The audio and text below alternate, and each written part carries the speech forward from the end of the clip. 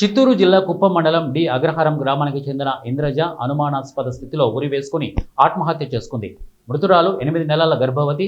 ఆమెను గ్రామానికి చెందిన సతీష్ హతమార్చాడంటూ మృతురాలి బంధువులు కుప్పం అర్బన్ పోలీస్ స్టేషన్ ఎదుట రోడ్డుపై బైఠాయించి శుక్రవారం నిరసన తెలిపారు.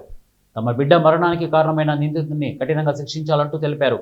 పోలీసులు వారికి నచ్చజెప్పి కేసును విచారించి న్యాయం జరిగేలా చూస్తామని పోలీసులు హామీ ఇవ్వడంతో మృతురాలి బంధువులు నిరసన విరమించారు.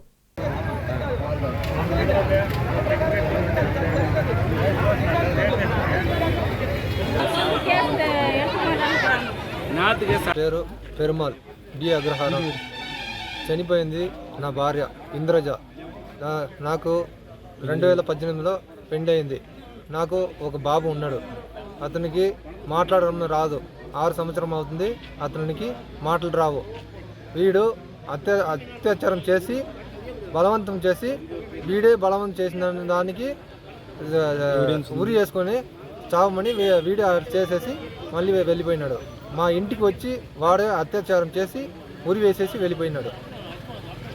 నేను బయట దేశం పోయింది సార్. వాడు చంపి ఉరి వేసేసి వెళ్ళిపోయినాడు. నాకు తెలీదు. నేను ఫోన్ చేస్తే ఫోన్ లిఫ్ట్ చేయలేదు.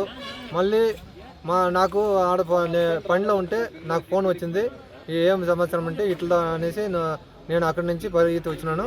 మళ్ళీ ఇక్కడ వచ్చేటప్పుడు ఇట్లా జరిగిపోయింది అనేసి నాకు తెలిసింది సార్. అంతే.